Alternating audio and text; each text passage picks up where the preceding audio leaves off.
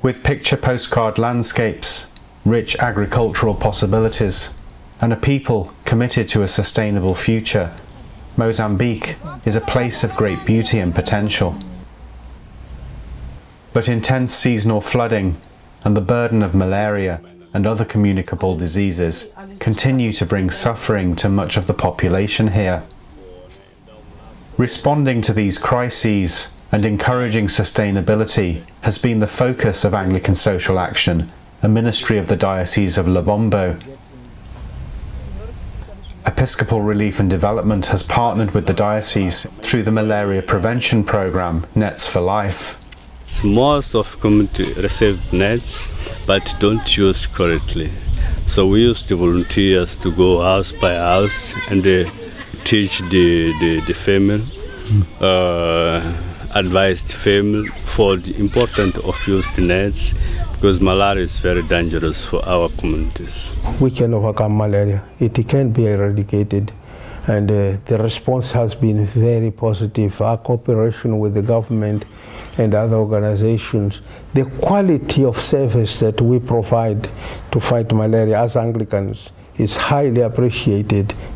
Paulino Enoch of Anglican Social Action is heading 100 miles north of Maputo to visit various programs throughout Gaza province.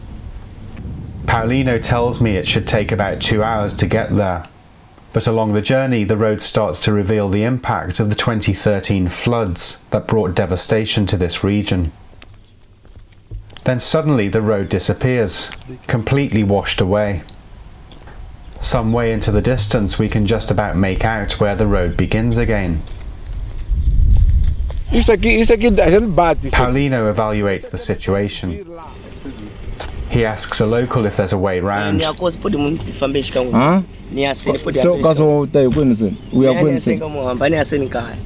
We take our chances and improvise the journey, not exactly what we had planned. But after a rather bumpy detour, we make it to Masavasa 2 hours later than we'd planned. In 2011, this village participated in Episcopal Relief and Development's NetsforLife program. Local volunteers learned how to educate their neighbours about malaria prevention, and they received nets to hang over sleeping areas in people's homes.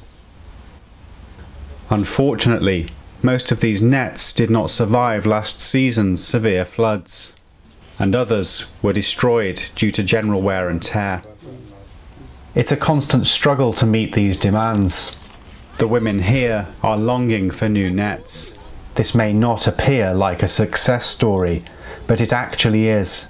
If the first net was distributed and the recognition and appreciation of what that net can do to help prevent malaria within my family has been achieved, how now can we build into programming the education component that creates initiatives in which people will begin to identify themselves how they can do that net replacement instead of waiting for a second distribution to come.